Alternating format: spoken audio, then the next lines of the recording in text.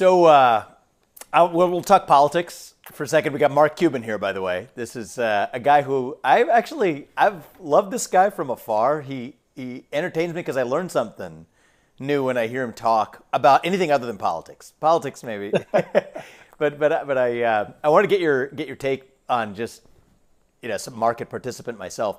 What do you think is going on in the markets right now?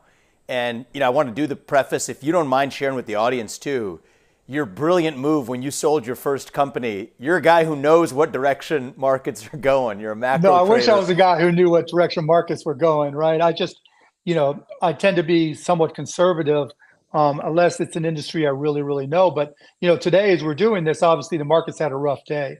And I think it's a function of rough the week. fact that it's been a while. A whole rough week, yeah, for sure. Rough couple of weeks. And so I think when things are working really, really well, people forget the past. And so they tend to assume, the trend is your friend and it'll just keep on going in that direction. And, and that also leads to people taking on a lot more debt than they otherwise would. Things like the Japan, the JPY trade. There's just so many ways where people are like, wait, it always goes up, right? This is just a pullback. We saw that in the late 90s with the internet bubble. And I'm not saying it's a bubble now, but you're seeing that now. And the minute something happens, particularly when there's multiple things that combine to create a problem, then you tend to see a more aggressive pullback. When did you sell your first company, the tech company? No, the first company was a company called Micro Solutions. I sold it when I was 29. That was in the 80s. And then we started a company called AudioNet, which turned into broadcast.com. And that was the start of the whole streaming industry. We were the first streaming company. And when was that sold? We sold that in 2000. Right. So this is the famous one. I always liked this as a guy growing up. So I got my first job. I got into the world of hedge funds in 2007. So I was a biology guy, graduated in 2007, and I got into biotech investing, which I could tell you more about my background. And actually, for people to know, this is the first time Mark and I are meeting, but we've texted and messaged each other a lot. But anyway, so in 2000, the reason you were famous, in my mind, was actually not even the company you sold, though. That was an interesting story. Yeah, it was the hedge I put on after. The hedge, yeah. So how did that work? So it was a stock for stock deal? So here's what happened. So we sold broadcast.com to Yahoo for stock, no cash. Okay. And the rules back then were I had to wait 6 months before I could do anything because I was not an insider. And was that the rule or was that a demand of the acquirer? No, that was a law. That was the law. And so I couldn't do anything for 6 months. And so with that in mind, I went and shorted this one index that had Yahoo that was 5% or less, but it was everything else was just internet stocks. And the idea was that would get me through my 6 months, after which then I could, do what I was going to do. So I put every penny I had for the most part into shorting this hedge fund. And I figured if the internet stocks cratered within that 6 months, I would be okay, right? And if not, fortunately, then I could put on this collar. So it didn't crater. I pretty much lost all my money on that short. But now I have a lot of money in Yahoo stock. And so what I did was I sold calls and bought puts. I hedged it. And I did it over a multi-period of time. And as it turns out, I kind of, a lot of people, not just me, expected the internet stock market might drop considerably. Well, it did. And I ended up actually making more money from the hedge than I did from selling Yahoo to Yahoo. And it was called one of the top 10 trades in Wall Street history. And actually, the stock for stock exchange, that's even a tax-free trade, basically, right? That's if you do stock for stock, but not when you put calls and puts on it, right? When I do this collar. Your stock for stock was, the stock for stock merger was taxed-free, but the calls and puts because effectively it could have been, but it wasn't, right? Okay, but I still had to, because of the hedge. But anyway, I still had to put the collar on. Yeah, that was a legendary hedge fund move. Because everybody was telling, because I remember going on CNBC, because I told people I put this collar on, and Yahoo was still going up in price. And they were like, don't you feel stupid that you put this collar on and Yahoo's still going up? I'm like, no, I'm sitting on my G5. I don't feel so stupid at all. But, pigs get fat, hogs get slaughtered, right? I mean, I had a B next to my name. It was more money than I ever dreamed of. And so I didn't need to get greedy. And was that the principal source of your wealth that you're sitting on today, or have you actually compounded more since No, then? no, I've made a lot more since then. Yeah, I mean, since that trade. All right. yeah, I mean, What's the Mavs, accounted for that? I mean, Most of the investing. Mavs? Yeah, Mavs were a big chunk because that was another multi-billion-dollar sale. I mean, it went up. Oh, it was multiple relative to what Yeah, you bought because it I for. bought it for 285 and I sold my chunk for 3.5. You bought your chunk for 285 and sold your chunk for 3.5. Yeah, give or take. Yeah. Yeah, okay. That's good. Not bad. Not too Did you shabby, buy yeah. that? Did you buy that chunk the year that you did your Yahoo exit too? Yeah. Did they have the accelerated depreciation back then for the sports teams? I don't remember. There were Okay. depreciation benefits, but I don't remember the exact Yeah, tax. got it. So we'll get to politics in a second, but one of the things I find so interesting is you clearly have value instincts, right? I mean, I think that there's different types of investors, different types of entrepreneurs, but it's like what I call the sniff test for value, right? Do you know what I'm talking about? Like, where do you get that? Where do you get the sniff test? I mean, I'm a geek, your and style my skill set is, I can take. Steve Jobs said everything's a remix when it comes to technology, and that's what I'm good at, right? So I started off my first company, Micro Solutions. I taught myself how to program for 8 years, did systems integration, meaning, I'd write software, we'd connect into local and wide area networks. And we were one of the biggest in the country at that time. And I sold it to CompuServe, which was owned by H&R Block. And then I took that and I started trading stocks because I understood how all the networking technology worked.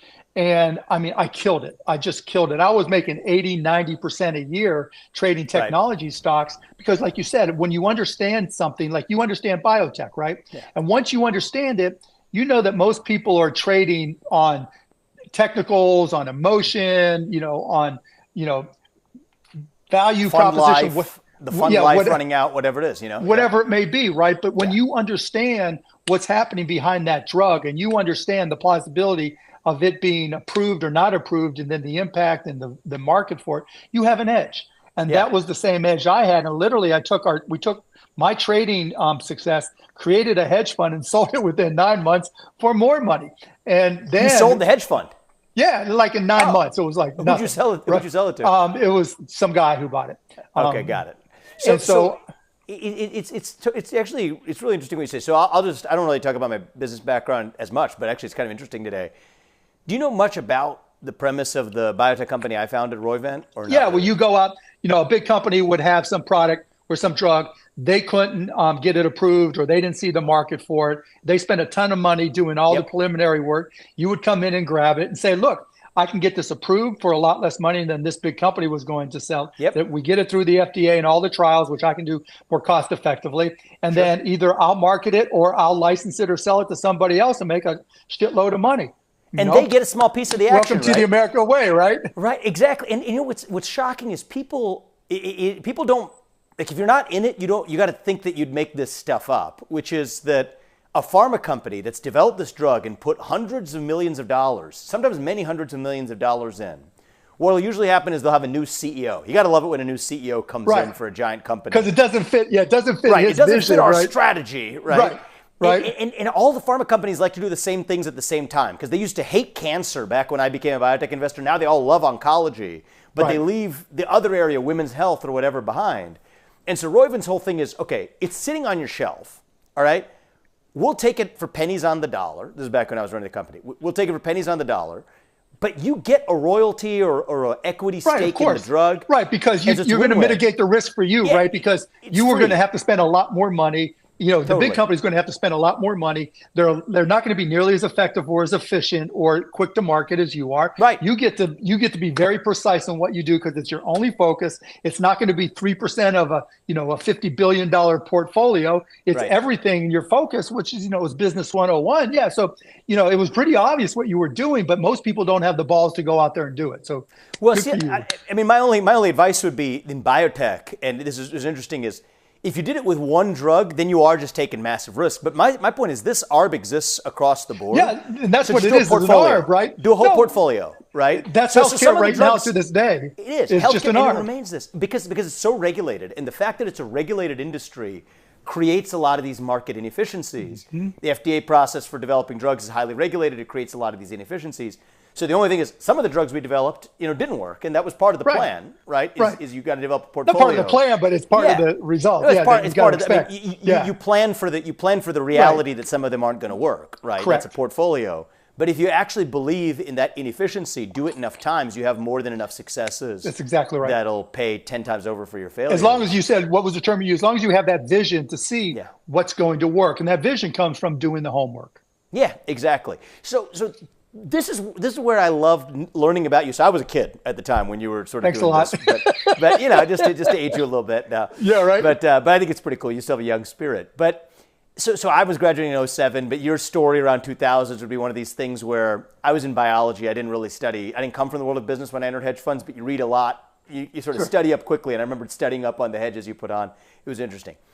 So I would think that you and I are going to have really similar perspectives, certainly on private market inefficiency, bureaucracy, taking advantage of capitalism the American 100%. way. I think we're on the 100%. same page there. So then I start seeing a couple years ago, and this is where we, I think, maybe begin to have some differences of opinion, where you, I think, end up on the, let's just say, the stakeholder capitalism side of the business debate, right? The call it, for lack of better description, the pro-ESG, the pro-diversity. Oh, yeah. Let's not go too far, right? It's just, I always look at it, what's best for my business?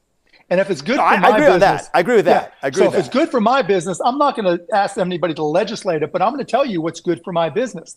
ESG is one way to categorize it. But, to me, as it applies to ESG, you have young kids, right? Mm-hmm. And so there's an understanding, and my kids were younger back then, there's an understanding that you have to ask as a parent, what is the world your kids are going to live in, right? And to me, I believe climate change is real. I believe it's man-made.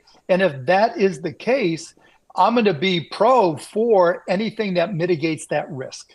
Because there's nothing more important to me in the value chain, right, in my risk analysis and dealing with probability than what's going to create the best world for my kids. So I'll say a word about my own views on climate change. We don't have to debate this because the more important part is the business part, although we can debate the climate change part too. So do I believe global surface temperatures are going up? Yes, I do. Do I believe that there are man-made causes that may be playing a role in that? It appears plausible that could actually be the case. However, I do not believe that is anywhere near an existential risk for humanity. And so let's just talk probability. Okay, go ahead. So just a couple facts, because you could put probabilities around it. But if you look at the hard realities, are 8 times as many people die of cold temperatures today rather than warm ones. The Earth is now covered by more green surface area today than it was a century ago because carbon dioxide is actually sustenance, plant food effectively. Okay. And the right answer to all of these temperature-related deaths, cold or hot, is more abundant and plentiful access to energy, which requires fossil fuels. So for that reason, what's that? What if you're wrong? What if you're wrong? Yeah, so there's some tail problem. What's because we don't know. Nobody knows for certain, right? So the what if you're wrong argument, I can engage with that. Right? Because I think that's a legitimate. Even if there's a 1% chance you're wrong, how do you know? My only answer to that is you could be wrong in both directions, right? Of course you can. Of course you can. But in my case, it costs money. In your case, my kids could be French fries, and their kids could have no chance. So that debate's going to go on for a really long time, and I'm super interested in that. I've got a book coming out later this year evaluating all of the different angles on this for part of that. The part I'm interested in, though, for the business point, okay? Why should it be an individual business or a CEO that takes into account what they're doing for their own business to address climate change? Wouldn't that not make your business less competitive relative to Chinese peers? Well, it depends. No, none of whom, by the way, give the first care about climate change. Yeah, not necessarily. I know what you're saying, though, right? China has a 50-year horizon when they make decisions, right? We have a 3-month horizon when a lot of our businesses make decisions. The reason, as a CEO, as an entrepreneur, you want to care is you want your kids to live in a world that they can thrive in. And even if there's a 99% chance I'm wrong, which I think is far greater that I'm right, so that's where we disagree. Okay. But even if I'm wrong, it costs money, right? And money is valuable. Don't get me wrong. I've been broke as much as I've been rich. maybe not as much, but I've been broke a lot, right? But, and for my kids, that's everything, and their kids and their potential kids, right? And it's just not worth the risk. So when I have a discussion with yourself or somebody else who's like, I can't believe we have to pay off for all this stuff. And in China, in India, and all these other countries, the pollution just runs rampant.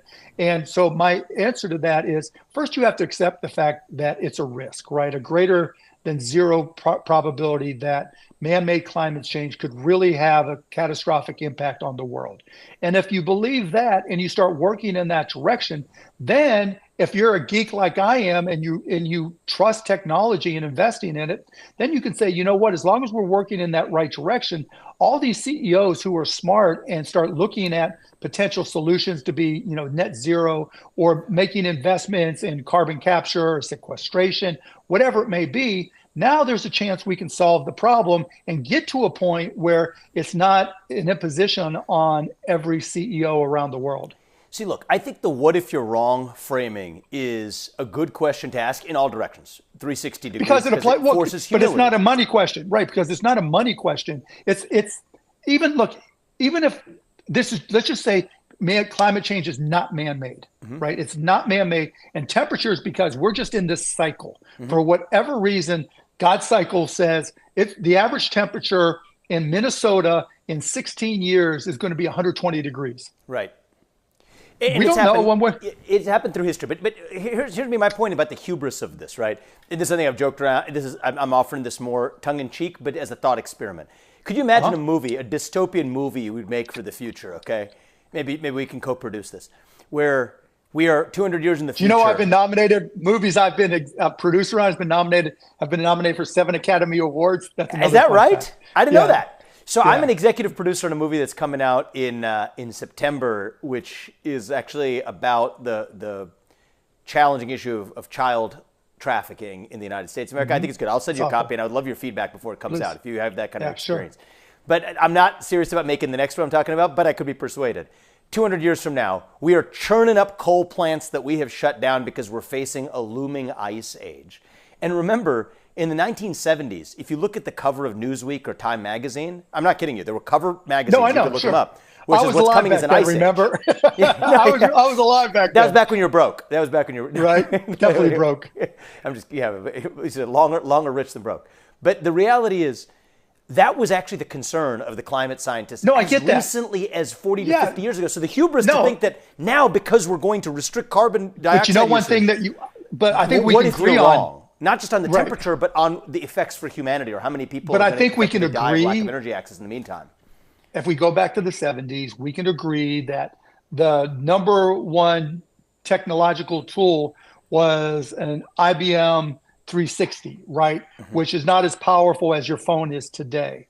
That just the technological advances we've made in computing power, in connecting computing power together to in cloud computing, in AI. There's so many tools that are available today. You can't be shocked when they were wrong back then. And those tools only continue to improve. So in the drug development business, all the work that's being done in AI to try to determine which molecules will work to create drugs better, et cetera, right? Right.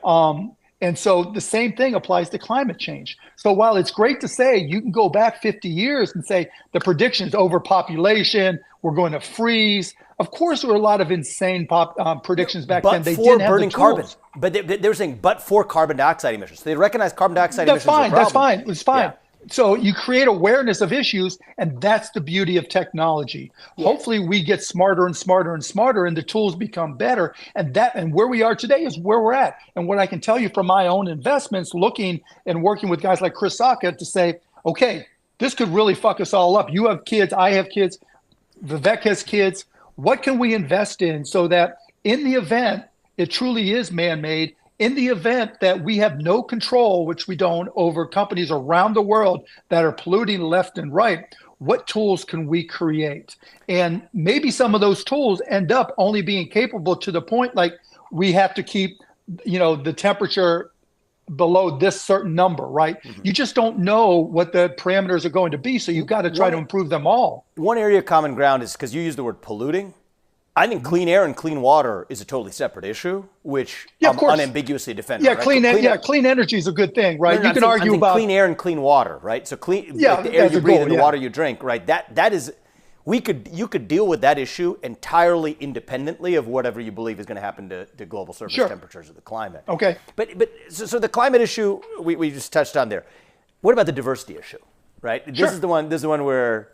And what do you want to know? Yeah, because you and I, for people who don't know, we were actually, this conversation came out of, so we weren't on social media, but we're in a Signal chat group, which actually is interesting. I find you could actually have better conversations there than somehow it doesn't work that way on social media. Right, because you're not performing for millions of people. Yeah, right? but also just the nature of like even the format. I don't know. That's something I got to think about because modern social media is not conducive to conversation, right? But for sure. healthy, productive discourse. For sure. But anyway, we had an exchange. All right, so let me give you, without using the word DEI because it's just so tired. You can use DEI. That's fine. I don't like using it because it causes, especially for somebody I might disagree with. I like using it. I got no problem with it, even though it pisses people off. That's what makes it more fun. well, let's use DEI then. Fine. So let's say in the name of DEI, right? Pfizer. This is the example I gave you. We started talking about it. Pfizer sets a target.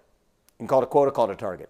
Not a quota. Pfizer sets a target, but it is a very precise numerical target. Now, and this is not picking on one company. Well, it's percentage. It was a percentage, right? They're in an industry that I know well, but this is representative. And I know that industry well too. Yeah. Right. So it's an industry we both know well. So we're picking this example, but this is not unique to Pfizer Healthcare. It's true across every other industry. IBM has done it. Others have done it. Right. Something to the effect of, and people can look up the exact what it is, but the punchline is 32% or so was the number for minorities in certain corporate vice president levels or above. I get it approximately right. Look up exactly what the details, but suppose it's 32% in vice president level corporate executives or above by a certain year in the future. That's a corporate target that they have set. It's my belief, right, that these types of demographic goals, if that's your basis for setting a target, that is incompatible with pure meritocracy. Where absolutely not. Yeah, and that's where I know you disagree, right? So give me your view. Sure. So targets are one thing, right? They're not a quota. If it was a quota, you would be able to. Let me take a step back. There are these things called EEOC reports, right? Where Equal Employment Opportunity Commission. That's what it is. Yep. Right. Where they actually have to disclose the numbers for those vice president positions by male, female, white, black, Asian, other races, and biracial, right? And so they have to disclose them, and not all companies do. They have to report it. They don't have to disclose. Not all companies do, but Pfizer does. And when you go and actually look at the numbers on the EEOC report, they're nowhere close to those targets. And in fact, in some years, they actually reduced the number of people you would think would benefit from DEI, right? Based off of the traditional DEI views. And that's Black accurate. Americans, what you just said is accurate. It's fact. Right. So why bother to specify that target or goal in the first place? Because your point is they're not even meeting it. And you're right about that in many companies. When you say they're not meeting it, that's just confirmation that it's not a quota. Because a lot of people will take that number and project that as a quota. Why would they do it? It's a quota, but they never meet it. None of the companies ever meet it. What's the purpose of setting that goal on the basis of race or gender in the first place, Mark? When you talk about portfolio management in your company, right? And you talked about you're going to have failures and you're going to have successes. And you probably had a target for your return on equity that you wanted to get, right? And so you said, I've raised this money, I'm investing this money, we're going to have hits and misses, and our target return is 23%. Same thing, right? Good companies look at their employees as capital, right? As intellectual capital. Yeah. And where you want to have a better portfolio outcome for your intellectual capital, there's certain things that you want to see happen. One of them is diversity. And now when I talk about diversity, and I've put this up on Twitter, that means going out there and just like you look for the best ARBs across all bio companies, right? You didn't care where they were located, looking for the best employee, the most capable employee means turning over rocks where other people don't look. And you probably found some of your best deals by looking where others don't look. And I found some of my best employees by looking where others don't look. Why denominate? I agree with you so far, but why denominate it based on race? Why take this top-down category that and I'll tell you why it gets under my skin is, I think it causes us to be more divided when we see each other on the basis of our skin. Yeah, I'm going to disagree. Okay, so let's go to your point, right? Yeah. Let's go to your question. Let's just say I'm looking at a drug company, Roivant. How did you pronounce your company name? Roivant was my first company. Yeah. Roivant, right. So I have Roivant. And I recognize that for cancer drugs, they're all ignoring them. Everybody's ignoring cancer. So I'm going to set a target for cancer drugs because I know everybody else isn't looking there. Yeah. They're missing it. And so I'm going to go where these cancer drugs are being made, where they're not making enough an investment in them. And I'm going to go to focus, not necessarily focus there, but I'm going to extend my ARB reach and my look to include those cancer drugs from companies I think don't do a good job of figuring out the value in that drug. That is what D in diversity is. It's saying, look, there's a lot of women, Black, Asian, whatever it may be, people that I think are not being recruited. That there are a lot of people who may not have the best test scores from the best school, but they may have a lot of soft skills from their experiences. And I'm going to go out and I'm going to find. What's the E? Okay, let me finish this point, right? Yep. We'll play forward. So I'll get to the E, right? I'm going to go and find the best possible candidates that I can. And they're going to compete with everybody else. Just like when you at Roivant, you compete with your cancer drugs, have to compete in potential return for the non-cancer drugs, right? And so in my diversity, when I go out and I look at this, I'm going to say this person, this woman, African-American woman who was from this small school that I've never recruited at, she's brilliant. And when I compare her to other people that I might hire, she's better. Now, this other person, African-American, another small school I typically don't recruit at, they may not be good enough. I'm not going to hire them just because they're Black from a small school that nobody else recruited at. They have to qualify. So then when I hired this African-American woman from this small school, because she has amazing soft skills, maybe not the best test scores, that's where equity comes in, right? Equity means putting people in a position to succeed, giving them the tools that they need. So she might have soft skills I invested in this company called Scoutable, right? Scoutable.com. And all they do is they have people play these games.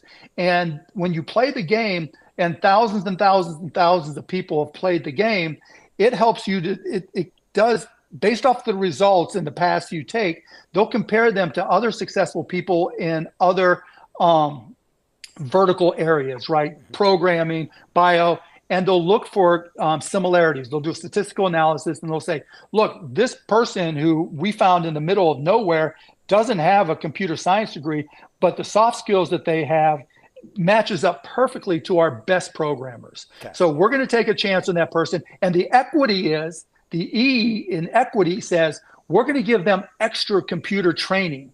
Because we know based off of the data that we're using, they're very capable in ways other people aren't going to find the diversity, and we're going to give them the tools to put them in a position to succeed.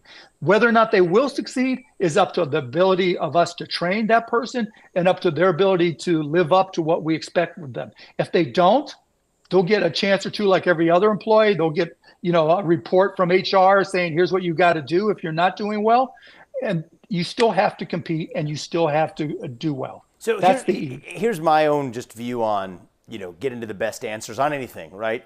You got to try on the other side like a set of clothes, trying the best argument for the other side like a set of clothes. And if it fits, you keep it. And if it doesn't, you put it back on the rack. You iterate. Yeah, you iterate. So right. Always iterate. I appreciate a lot of, what you laid out. I think it's an interesting perspective. I'm doing my best to try it on.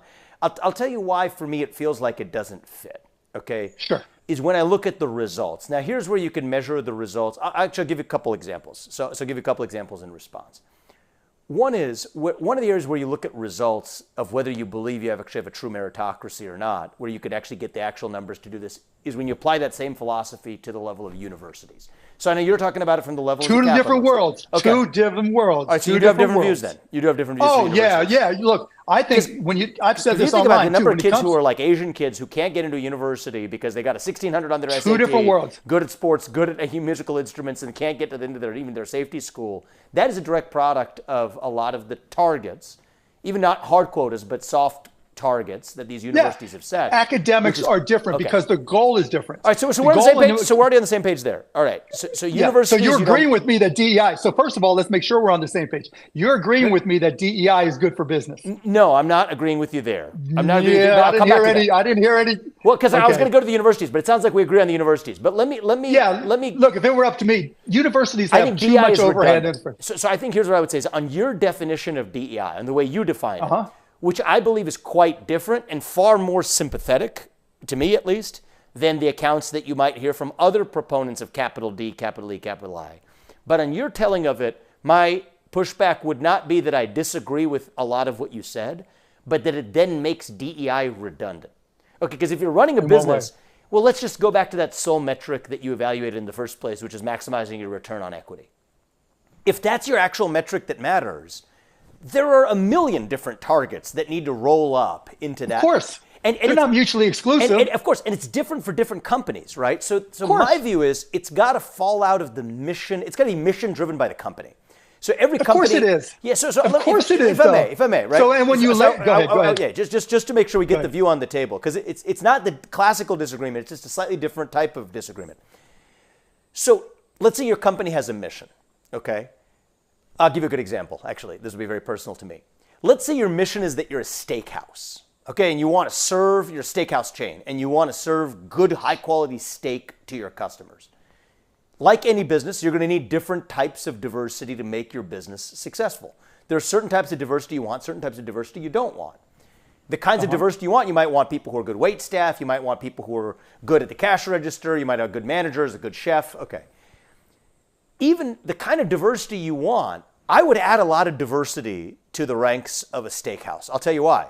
Because I'm a vegetarian. I'm a vegetarian on principle. It's a part of my religious upbringing, but I'm pescatarian. I'm pescatarian. Right. So I don't believe in killing animals for culinary pleasure. It just happens to be a family belief of mine, and that I've raised in and that I raise my kids in as well.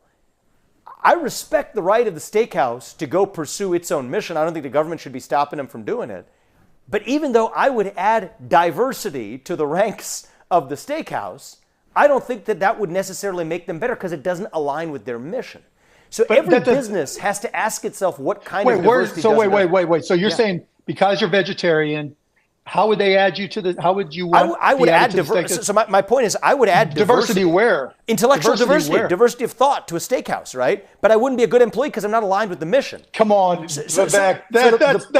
Come on, Vivek. No, come on. The point I'm making is diversity. Different types of businesses need different types of diversity. That's the whole thing. Of course. So how could it be that every business sets the same quota or same target based on race or gender, when in fact every business should say we need this type of diversity, people who have experience in the humanities or math. They do. And they already do by focusing on return on equity instead of focusing on actual D, capital D diversity. They go hand in hand. They go hand in hand because that CEO, if they can't hit their equity goals, right, their ROE goals, they're getting fired. Right, they're gone. So that's what it comes down to, the ROE goals, the return on equity goal, which means there's a million factors you got to cover. Why do you want one blanket category of diversity? It's not one blanket strategy. But no CEO would have a clue. Because it's it doesn't. It's the same. You're hoping it does. Race and gender is what it always comes down to, or sexuality now too. When people are talking about diversity, so I'll give you a good example, Mark. So your business, you sold your business in Yahoo. They're listed on the NASDAQ, right? NASDAQ, or they were back when Yahoo was. So NASDAQ, in making some of the arguments you have, says they want companies to report the diversity of their boards of race, gender, and sexual orientation. Now, when proposing that rule, the SEC, which I know is one of your favorite government agencies, but the SEC has to approve that because NASDAQ's an exchange, all right? That means they require what they call notice and comment from the public. So people have to provide comment on the rules. So they get some suggestions. They say, hey, you're asking companies to report their diversity on race, gender, and sexual orientation. How about we add a couple of other metrics to the list? Veteran status, disability status. I don't remember if they said political beliefs or not, but veteran status and disability status are on there, and suppose political beliefs are also on the list. Here's what NASDAQ came back and said. Okay, after careful review, we have determined that the addition of more indices of diversity have the result of reducing the desired forms of diversity.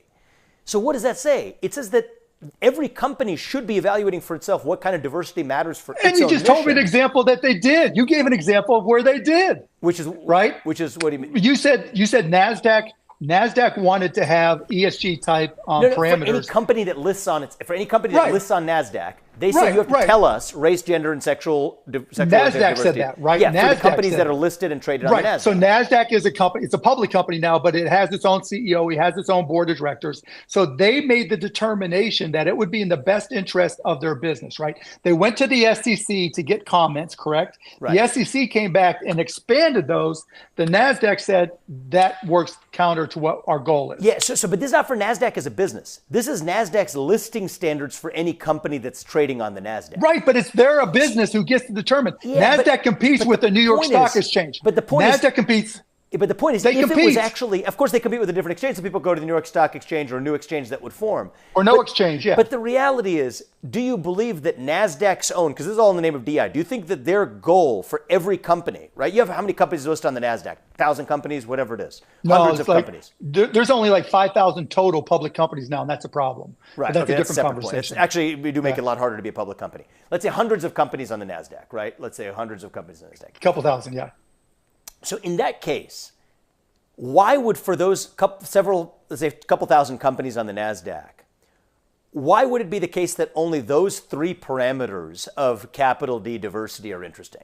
Race, gender, and sexual orientation for all 2,000 companies, as opposed to NASDAQ could have done this, which is to say that provide what type of diversity advances your own business's mission and provide that disclosure to investors. That's not what they said, which suggests to me, and I think to a lot of people who have issues with this movement, that it's not really just about making each business run better. It's also about accomplishing some other social objective that has nothing to do with the business. And maybe it's a good social objective, but it's still, you gotta admit, it's you're contradicting yourself. You're contradicting yourself in so much of this, Vivek. You are, because NASDAQ is a company that's trying to make as much money as possible and to compete with the New York Stock Exchange, exchanges overseas and not listing at all, just being over the counter, right? They, in their own wisdom, for better or worse, like every other CEO and board of directors, decided, I can't speak for them, that by doing this, that will give more incentive for companies to list with us. So that's a fair response. That's a fair response. That is the only response. Let's continue pulling on the string. Let's keep pulling on the string, though. Let's keep pulling the string, because where the story ends is it ends with the hand of government. That's right. So who then owns these public companies? Who owns these companies? Who are the top shareholders of most public companies? Large asset managers like BlackRock, Vanguard, index fund managers. Okay. So who are the clients of these index fund managers? The largest clients of these index fund managers are none other than the likes of CalPERS. You'll know this, right? CalPERS is California's pension fund system, New York's pension fund system, et cetera. So here's what I'm surmising now is not what I'm saying now is not surmising. It's not conspiracy. There's just hard reality. CalPERS, the state of New York's pension funds, the pension funds that invest with the large asset managers, effectively have said that you don't get to manage our money unless you adopt certain of these pre-specified commitments. Now, those large pools of capital, you're talking about $500 billion in the case of CalPERS, bigger than that even. Those are not pure market actors, right? Those are arms of the government. Those are organs of the government. So when BlackRock, you're saying BlackRock? I'm saying CalPERS. And CalPERS. I'm saying CalPERS. CalPERS, a state government. CalPERS is let me just say, arm of the government, right? There has recently been a Supreme Court decision, and there is a whole party of people saying all decisions go back to the state, and that's the way it should be, that's right? But regardless of my point is, you've got government. But I know that's not your point. I just had to throw that in there. And I'm a big fan of going deep on the recent Supreme Court decisions. We may have to do that another day because that's like a whole hour discussion. But the point is, you have government actors that are managing large swaths of money that tell these asset managers that are then bound by those constraints. So then when BlackRock votes their shares at each of those public companies, so here's a particular example. In 2022, they voted in favor of, this is actually a great example to respond to your argument, Mark. In 2022, Apple was asked by some sort of social activist group that held a couple of shares to adopt racial equity audits, to tell the investors, just tell the investors what they want to know. Apple's board said this is nonsense. Okay, it's going to be a waste of our time and money. It's going to create litigation risk. It's going to restrict our ability to hire for the very best. No, we, the board of directors of Apple, don't want to do it. Nonetheless, BlackRock and State Street and a number of other asset managers vote for that proposal anyway, after which Apple's board of directors says, okay, all right, well, we got to reconsider now do the racial equity audit. To me, the idea that that is just a private business making decisions without external influence, because BlackRock's voting that way in part because their clients, like CalPERS and the state of New York, demand they behave that way, yet those clients aren't really profit motivated alone, they're also solving for governmental objectives, suggests that a lot of this basis for corporations doing it, you're saying that that just reveals that it's in their best interest, I don't think is actually true. This is America. Because they're being pressured to do it by government actors. That's the point. I know you think there's all these ideological perpetrators, right? I do. Where they're out there. Yeah, obviously. And so, but there's some other things that have to happen behind all this. One, the people at CalPERS, the person in charge has got to get the return or they lose their job, right? They don't, though. So, at CalPERS, that's the whole point. Because they do if they're at like a hedge fund like the one that you started or the one that I worked at. Okay, well, let's just say. But at CalPERS, that's the whole problem. Okay, I'll give you that. I'll give you that. Managerial class. You would think. In the government. You would think, I know that Civil more service ideological protections and all of perpetrators. that, Yeah, right? I know, more ideological perpetrators. They can't be fired. I mean, if somebody's not doing a good job, I'd love to fire them. In the government, it doesn't. You can't do it, which is unfortunate. I'm pretty sure that the head of CalPERS, there's been turnover there, but I don't know for certain. Yeah. Okay, so let's just put them aside. BlackRock, obviously they have to perform, or Larry Fink is going to fire them, or people are going to pull their money, and that's one. Two, I'm pretty sure, but I'm not positive, that CalPERS doesn't own more than 5% of Apple or any company, do they? CalPERS does not directly. No, they invest in BlackRock and Vanguard. But they invest, right, so indirectly. But together, BlackRock, State Street, Vanguard own about 20% of most public companies, or 15 not plus of most of the total market cap. Of total market cap adjusted. Yeah, but you could even add other firms like Invesco that also are played by the same. Right, but I don't think they own more than 5% because all the rules of how they participate. Yeah, it'll be single-digit percentage for each of these firms. No, but once you go beyond 4.99999, all the rules change, right? Sure. Because you've made. So my point is, they're small. They're not so big. Now they're influential, so they have a lot of influence. 8-9% in certain cases, but not single digit is your point. I don't know for sure, right? But let's just say that still goes to the heart of how do you value a company, right?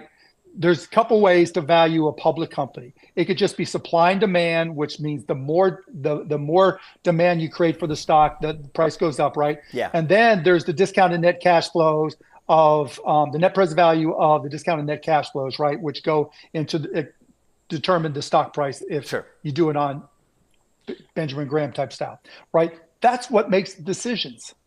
That's what should make the decisions. I agree with that. Right, but it does. Look, when all these variables.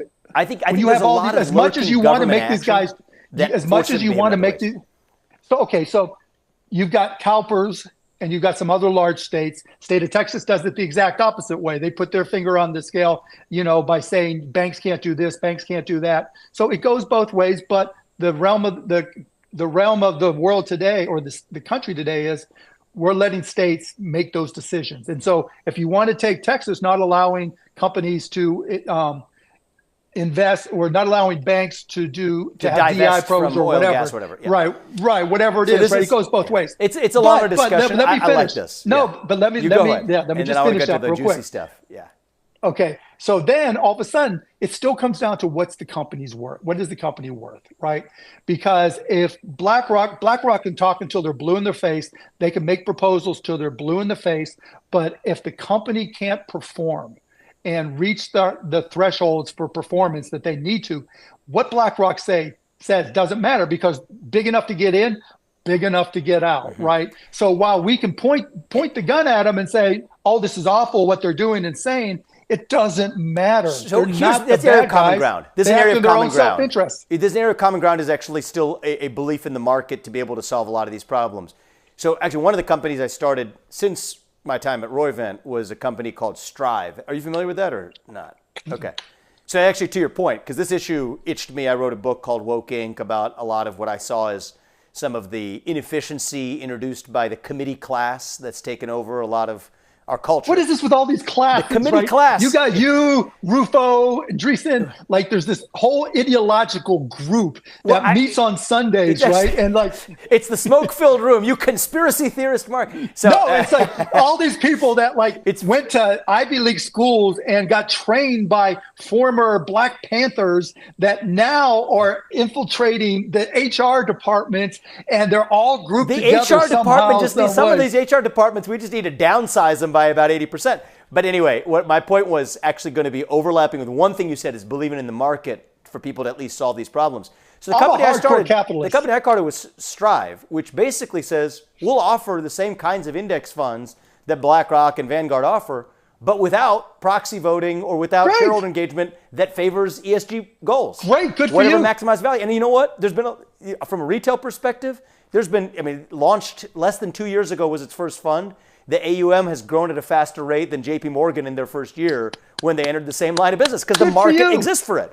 So you get to do that, and so does BlackRock. And as long as we're in a free country and everyone's playing by the same set of rules without the government tipping the scales, I'm really happy with that. If the government, the problem is the government tipping the scales is where it actually bothers me, right? When you're talking states, right? Well, different world. Maybe a year ago we would have had a different conversation. Funds in Canada, but they're allowed to do that. They're allowed to do that now. But I do believe in the market solving problems. That power.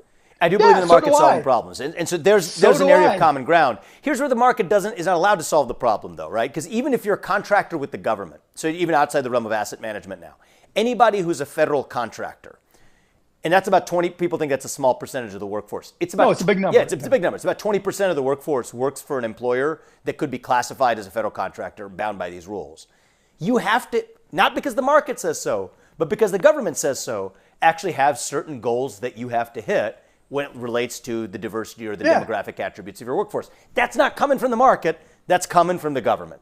And so all my point is, Mark, is we can't just say just because a company is doing it, it's the product of the free market that's told us that's what consumers want. You're exactly right. There's a government intervention. There are contractors who make choices whether or not they want to work with the government or not. My first company, we could have gone and we could have worked with the government. I chose not to, not because we weren't diverse or anything, because all the bureaucracy that I would have had. You don't want the government telling you what to do. No, it's not even that. There's just too much bureaucracy and too many forms, right? There's just that. Same with the streaming industry. We could have done contracting for them. Too much bureaucracy. And I don't think the government should be tilting the scales. And when you have 20% of the workforce employed by a company, then when you say, hey, the company is just behaving this way because the market's telling him to, all my point is that's not the full story because you do have the invisible hand of government, contractors not the don't invisible hand of the market behind it. Contractors don't have to do business with the government. They don't have to, but you're less competitive versus your competitors. No, you're probably more competitive. Contracts. You're probably more competitive because you don't have to have the overhead to deal with the bureaucracy. Well, but you also get lower cost of capital with a fat margin because they have less competitors bidding for those contracts. And so all I'm saying is, that's your choice. So the that's your choice. Even speaking as a citizen, right? The government's not some exogenous agency. It's what's actually responsive to us. I'm not saying government is efficient. I don't want the government imposing that. I want them to get the lowest cost provider of IT without regard to what the racial composition is, right? A lot of that goes back decades. Some of it's more recent, but a lot of it goes back decades, right? Generations, 60s. Right? A lot goes back to the 60s, right. So I read the whole book. What the hell was it called? I forget. Where basically it said the Civil Rights Act led to us losing all these rights. But what they didn't answer was, what's a better way? Mm-hmm. What is a better way? Because I'm a big believer that we're only as strong as our weakest link as a country. That the kids that we have, if they're not fed, if they're not clothed, if they don't have shelter, if they're don't have daycare, if they don't have access to decent schools, then the whole country will fail. Not the whole country will fail, but we're going to always struggle to raise up our GDP, to raise up, the quality of life in this country, because the outliers make things more difficult. And when you're in a country now of 330 million people, just 1, 2, 3, 5% is a whole lot of people you have to deal with. So going back to what you said in terms of programs that try to put their thumb on the scale, when you're trying to solve a problem like that, how do you lift up people who have been discriminated against for generations? Not just Black Americans who, with a legacy of slavery, but immigrants and others who have come over here who have been shit on, right? Legally and illegally. How do you try to change that to lift them up? Because in my mind, and I don't have a model to prove this, but in my mind, it's going to be a lot more difficult for all citizens. It's going to be a lot more expensive for all citizens, and it's going to create a lot worse issues for all of us if you don't lift up the bottoms. So back in the 60s, they did what they thought was right. They were wrong in a lot of respects, but that was the shot they took, and we've gotten to where we are today, right? Now, we can bitch about it all we want, but either we come up with solutions to solve it. Just saying it's wrong to have the government on there for a problem they tried to solve 60 years ago, but doesn't that problem solve anything. And this is a longer discussion, right? But many of those problems, what happens is when you create the bureaucracy to solve the problem, once the problem has been solved or mostly solved, the right answer is to move on and celebrate it. So do you think discrimination has been mostly solved? Well, I think it has. So this is a deeper question, okay? And it's important. I think it has gotten below the level that it was useful to try to use government tools to solve. So there was a time and place, right? So I'll give you an analogy because we're both in healthcare, right? Or you're in healthcare now and I used to be. When the body's fighting off a virus, okay, at a certain point, the body needs to mount an immune response to the virus. But when that immune response continues long after the virus is mostly cleared, right, you actually harm the organ itself. That's effectively what I see happening in the nation in our fight against discrimination. Does some level of invidious racial discrimination still exist in this country in multiple different directions? It does. But our systematic response, pretending like it's still 1960 or 1860, that actually creates more of that same division. And so you're making my point. You're making my point. At a certain point, we got to let the market solve it, to borrow your point, right? Don't tell a business what they can or can't do or what they must do. Smart entrepreneurs. Actually, this is just to bring your own point. If we got rid of the categories in the Civil Rights Act, right, of race, gender, sexual orientation now included, religion, national origin, and you just say, we don't need that because believing in what you do and also what I do is in the power of capitalism, that's an opportunity for a different business owner to say, hey, I get to hire all these great people. Why do we need the government still creating an EEOC to be able to monitor those decisions to make sure that enough minorities are hired in an era where businesses themselves, out of their own self-interest, could get to the same place? Now, aren't you talking out of both sides of your mouth, right? I mean, if I may say so. No, I'll tell you exactly why. No, that's fine. And I don't mind the give and take. Yeah, we're just having fun. And so, right. So first of all, you're saying the Civil Rights Act worked. I'm saying that I'm not because you're saying it got to the point where I'm saying that whether you just said we've gotten to the point where maybe we got too far. Yeah, whether that was the right answer, the culture was changing anyway, we could debate. But do we actually need it now? I think there was a strong. Okay, well let me finish. So let's go back to the persuasive case back then. I will admit that there's a more persuasive. That's fine. So now let's go to the medicine example, right? Yeah. The thing about medicine, it's the only place where you can be an expert where you're right 5% of the time. Yeah. Right. Then you're a great doctor. And so when you're trying to figure out what that point is where the body has too strong an immune response, you don't know until sometimes it's too late, until after you're sick, whatever it may be. And on the flip side, you may not know until it's too late if the body hasn't generated enough of an immune response. And there's issues there. And the same thing applies here. It's hard to thread the needle to know exactly where to stop or even if you should stop. And so to just shit on the whole thing, that's the problem I have, right? You can say, look, let's try to solve a problem. How do we get to the point where discrimination doesn't exist? Fine, that's a worthy goal. But the answer is not just saying it doesn't exist and we don't need any of the things we tried to do. I said there is some level of racial discrimination that probably exists, continues to. No, but you said, but at a certain point, we should just effectively leave it to the market to solve. Right. Well, at a certain point, where is that certain point? I think we're there. I don't believe we're at that certain point. I think we're there. You do. I don't, right? That's what makes a market, right? Yeah. But the challenge is, when you're saying, let's just extract government out, if you have a better solution, yeah, that's one thing. Just open it up to the market because there are in the workforce, 77% of the workforce is white. 90+% of investment is with white people, towards white people, right? And so if you just leave it to the market, I'm not saying there's no chance it works, but I'm saying there's a good chance it won't work. Yeah, and here's what I see dynamics of all the. I think we're actually seeing, and this may be another area of common ground in a certain sense, but for different reasons. I think we're actually seeing, weirdly, an uptick in anti-black, anti-minority and also anti-white racism in a lot of different directions that I would have never imagined even 20 years ago, right? Back when if I was even rewinding to 2007 when I was reading about your old company sale and I was graduating from college, if you told me in the year 2024 we would be seeing an uptick in the level of racial animus in the country that we have now, I would have said that was crazy back then. But I think part of the reason we're seeing it is heightened race consciousness and the feeling that you have a system that's taking something away from you on the basis of your skin color. There's no better way to throw kerosene on the final burning embers of racism. And where do you think that kerosene is coming from? I think it's largely coming from a lot of these maybe even well-intended government policies. The idea that you can't be a government contractor unless you're paying by these rules. What has changed? What has changed dramatically over the past 5-6 years? Over the past 5-6 years, I mean, economically, when I think about a lot of disparity. The scale of social media. Yes, the scale of social media. Right. That's where it's easy because, again, when you have tens of millions of people now able to come on and particularly lately over the last 2 years, say exactly what they want to say without restriction for the most part, it's really easy for all the people who are disaffected to come together.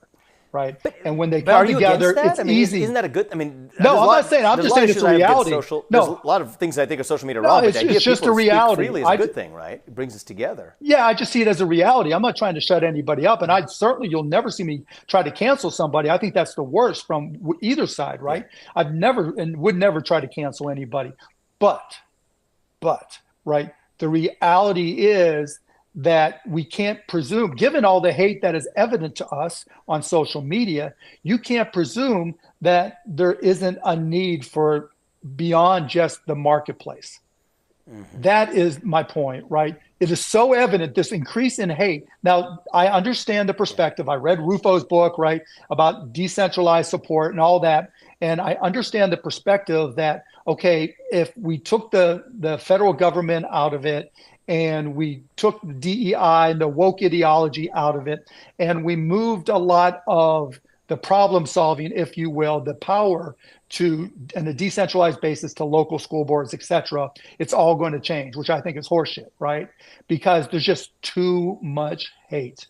And in my mind, even though it's not perfect, we have to just accept the fact that we are not in a colorblind society, and being colorblind isn't necessarily a good thing. We have to respect I respectfully disagree on that, but I hear your point. Right, because people, I made a mistake in one of my companies, the Mavs actually, and I used to think that treating people equally meant treating them the same. That if there was a woman, a man, black, white, orange, yellow, all the rules, everything had to be exactly the same. And then I had some people getting harassed because I wasn't paying attention to how everybody was being treated. Because saying something to a man versus saying something to a woman can have two different meanings. And I didn't know this stuff was going on, right? Treat everybody the same, treat them fairly. That's just not the way life is. You don't want to be, you want your vegetarian and family background to be respected, right? But if there's a lot of people here in this country that said red meat and beer, right? If you don't eat red meat, there's something wrong with you. See, I don't really. To me, Mark, that country is not the America I know. I mean, look, my view is you come want to Texas. You want to eat red meat? Go. You should free country. I know that's your view. You're open-minded. In fact, I'll fight for your right to. But the reality is, you're open-minded, but there are a lot of people aren't. So here's my point, Mark, is I think we're actually weirdly getting a little bit more of an uptick of that precisely because of the obsession. No, I understand what you're saying, right? But there's no obsession. So this is what I think you did. What do you see in the UK? I think that you did a lot of this. I'm seeing all the shit that's going on. I mean, a lot of this is the same reactionary response where you tell people to shut up, sit down, apologize for who you are. You actually create more hatred in response that otherwise would not have existed. And that's what I'm worried is happening in this country right now. I see what's going on in the UK, and we'll see what happens there. And a lot of that is social media driven. A lot of that is from the politicians who are pushing those lines saying, hey, they're taking it from you. And it's really geared towards immigration more than anything else. It's not so much white or black, green or yellow. It's immigration, who belongs and who doesn't belong. My understanding. Yeah, no, I think it's a different issue. It's not about race, it's about immigration. Right. But yes, when you have but see, what I see happening, hatred, we tell people they can't talk about or publicly complain about that. It spills over in ways that actually are really harmful. One of the reasons I go on Twitter and I love to fight back with people, right? Not troll, but actually try to have. I know that you were coming at me hard during my presidential campaign. You roasted me a couple. Right. Well, right, because what I see happening is there's a lot of people who create this woke machine, that say there's this woke machine that's taking over everything and ruining everything. But there's no, when they say who, like in Rufo's book, it's like going back to the Black Panthers and, then they taught in the college and then this professor came over from France and he taught, and then all these people went to Ivy League schools. In Royvent, did you ever feel woke pressure? So in your current president, did you ever feel woke pressure? For the first 6 years of running the company, no. Out in the wake of what happened after BLM and BLM's rise after George Floyd's death, actually, there was a moment. I think a lot of CEOs felt a lot of pressure across the country, and so did I, to sign on to, every CEO, you remember that, wrote a, public declaration. I didn't want to make that declaration. And the truth is I did, like every biotech CEO, feel some pressure to do it. That was a unique moment, but so that's one moment in time when we're trying to, because we didn't have any leadership in the White House who could potentially diffuse those types of riots and those types of protests, right? More people died. It was a hypercharged environment with lockdowns across the country. Right, of course. It was difficult, and that's where leadership needs to shine, and there was no leadership. You have a few minutes. You want to change the channel? We didn't actually even get to politics, but we got to do at least a little bit, all right? Sure. Yeah, at least a little bit. And this is too much fun. Yeah. Just give me 1 second to make sure I'm good here, too, because this is actually fun. Let's see here. Oh, man. Okay, I've got to go. I got 10 minutes, but we have to continue this. All right. I'm having fun with this. So, because you don't. This is the thing I miss actually in the country. You don't get people talking across the silos anymore. Not in an earnest way, in a way that's public, in a way that actually tells people it's okay to be friends with somebody who you deeply disagree with. I think we need more of that. But I've convinced you to change your position, right? No, you have not. But you've convinced me. But you have convinced me. But you have. But you've convinced me that we actually share more premises in common than I thought. Right? Yeah, I'm a capitalist. Exactly. We could start there. We have that in common no matter what. I'm just a little bit more compassionate than some others. But. Yeah, but I think that. But anyways, let's get to politics. Yeah, let's get to politics. The other thing is assume the best when you can of somebody who you disagree with too, because it may be a compassion for a different thing. And no, I understand. Assume the best is all I'd ask, even to some of the folks you're talking about. Politics here. All right. So here's what I find funny. Okay, for years, and you consider yourself voting Democrat in recent years, or you're a Democrat? No, I'm independent. I'm independent, and honestly.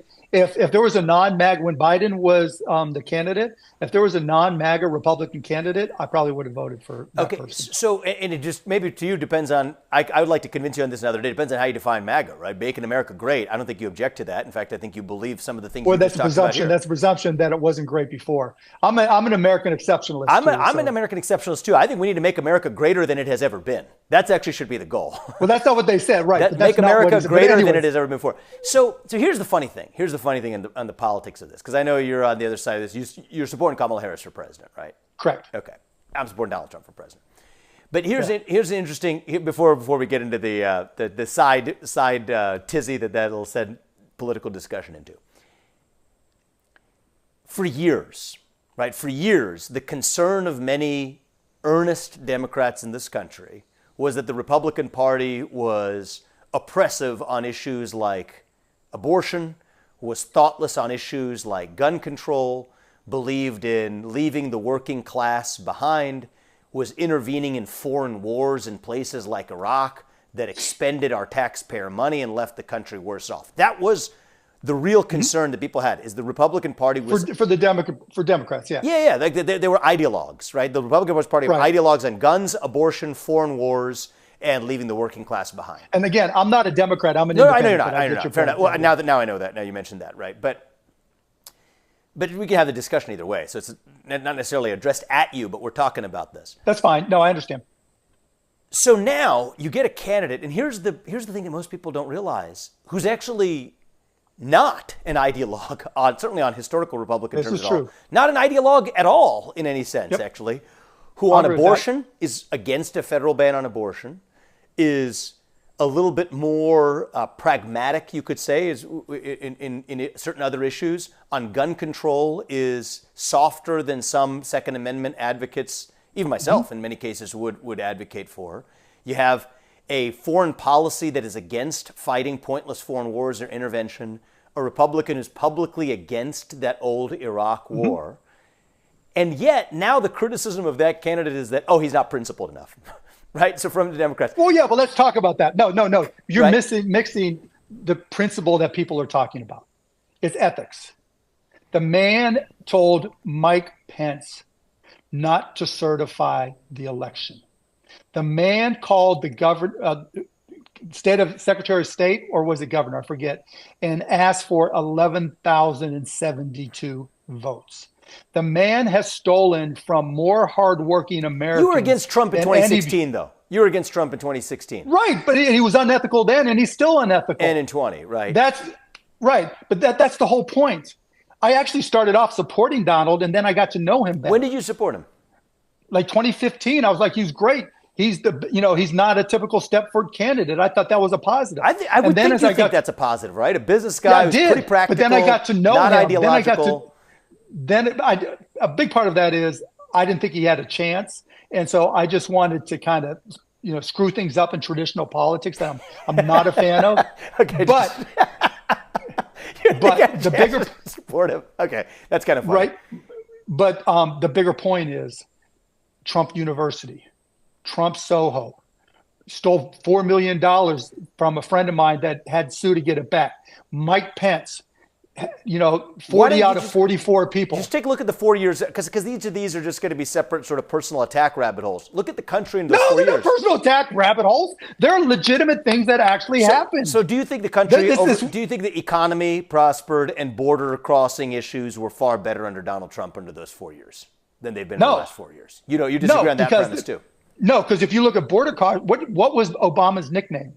The deporter in chief. If you look at actual crossings, they were lower under Obama. And when Obama came in, they were higher, and he continued to lower them until the last couple months. On the economy, Obama took a fucked up economy and improved it, and Trump inherited that, right? And actually, inflation grew by 25% under Trump over Obama. And what was the third one?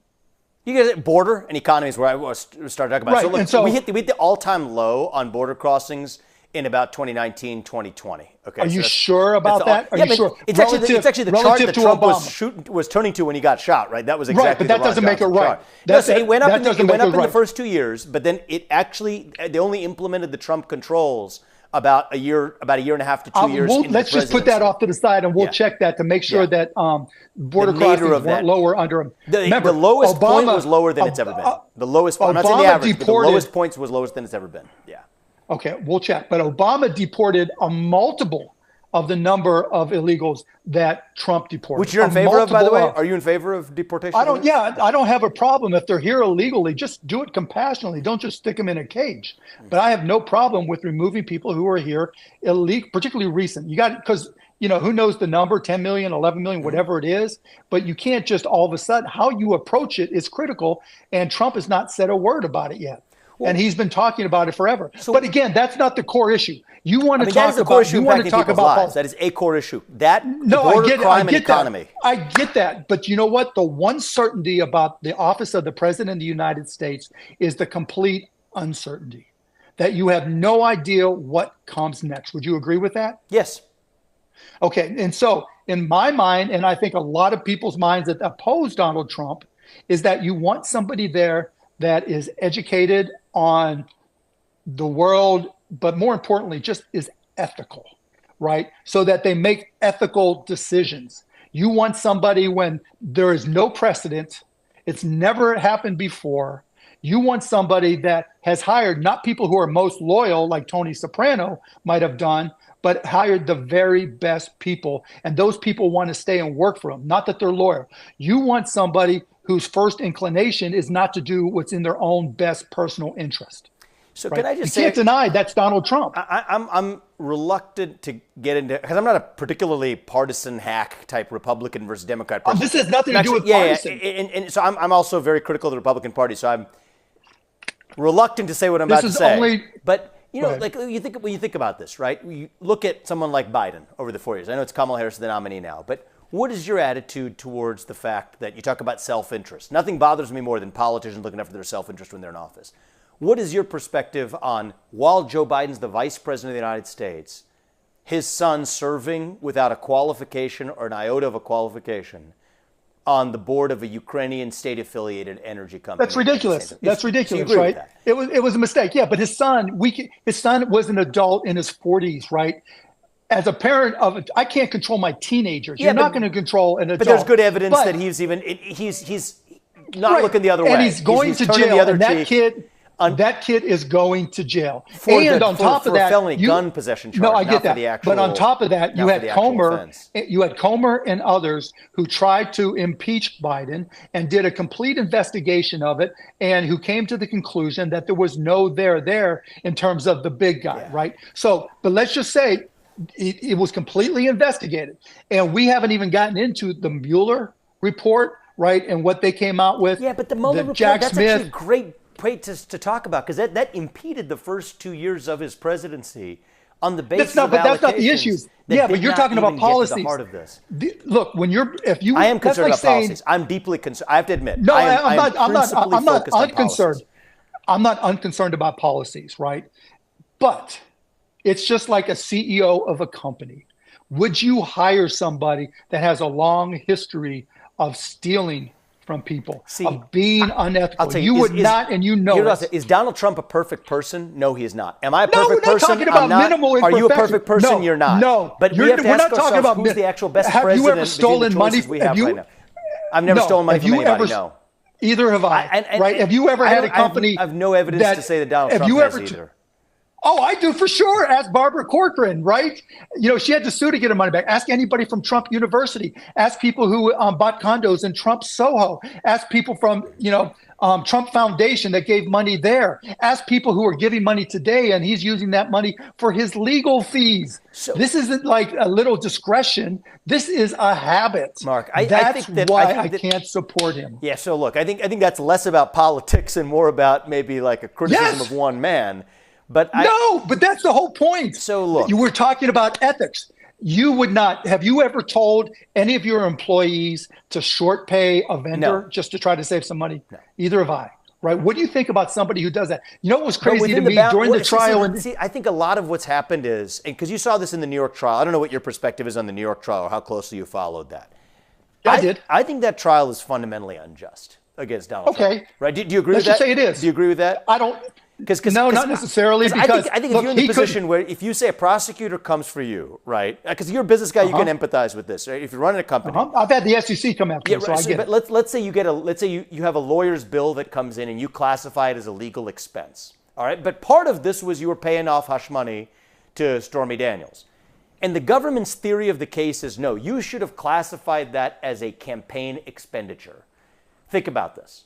If you had to classify that as a campaign expenditure, had he said that's a campaign expense, so he uses the campaign account to be able to pay hush money to Stormy Daniels, they should be and would be coming after him for that, right? Because you shouldn't use political campaign. But that's what he did, which is what he did. He didn't use the campaign money. He used the whole government's whole theory is he should have been using the campaign money. He used personal money for it. So my point is, in a lot of these cases, they were going to get him either way, right?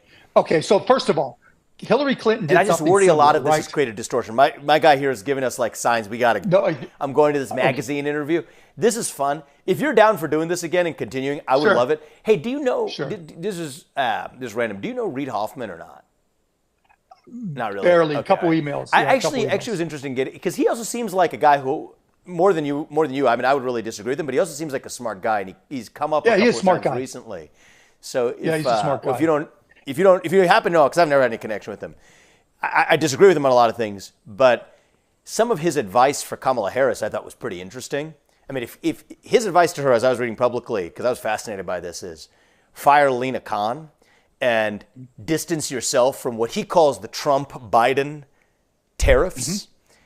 I just thought it caught my attention. So let me ask you a question, just a hypothetical, real quick in closing. Actually. So I want to talk to, if you want, you, me and him want to have a discussion. I'll connect him. I'll connect no, I mean, if we don't do this, guys. but just have him pop on the equivalent of this. No, you two could talk. You guys do. He's smart. Yeah. You guys talk. Yeah. But let me ask you a question. If, you've seen what's happened with the border crossings recently, right? Yeah. They've dropped dramatically. She said she would sign the bill that the Republicans put together, right? Inflation is declining rapidly. She won't have tariffs, right? So effectively, we don't know about the tariffs. Actually, I want to see what comes No, out. I'm pretty sure she won't have tariffs, right? It depends on which kind of tariffs. Anyways. So what I'm about to say is, if she checked all your policy boxes, would you vote for her over Trump? Well, she doesn't check. I mean, she's dead set. I'm just saying, because she hasn't come out. It's only been 2 weeks. Yeah, but I'll tell you this. It's a hypothetical. I'm going to vote for the candidate who I believe has the best policies for the United States of America and who has some basis to carry them out. In my mind, that's exactly why I'm voting for Trump. That's exactly why I'm voting for Trump. I mean, again, so if somebody and Trump and I don't agree on 100% of policies. I mean, I ran for president last year, for God's sake, right? Obviously, and there's some areas where he and I have had open discussions where we have slightly different views. And that's great. But again, let's just say that list of policies you have in your mind. I will vote for the candidate who I believe is committed to enacting the policies I agree with for the United States. Is committed to enacting, is what I will say. But the candidate who I believe is most committed to enacting the policies that I care about. And well, you know what's number one on the list for me is dismantling bureaucracy. Dismantling bureaucracy is so. So who do I think is more likely? If Kamala Harris comes out and says that she's going to fire 75% of federal bureaucrats and shut down excess agencies. But you can't do that. She'd have my attention. She'd have my attention. You can't do that. You can't do that. You and I can disagree. But what you can do is use technology to make the government a lot more efficient. Sure. So add that in there too to replace a lot of the excess. Government declines in size while improving the amount of impact it has for the people who need it most. They're not mutually exclusive. Right. But you can't, there's no legal basis to fire 75% of any department. And you can't just throw all that. Mass firings are absolutely just like a CEO can do. Well, even if you do. Oh, man, we're having too much fun. Anyway, we'll finish another time. All right, man. We'll talk soon. Appreciate it. Thank you, brother. Thanks, Vivek. It was a lot of fun. Take care, buddy. Thank you. It was. Thank you.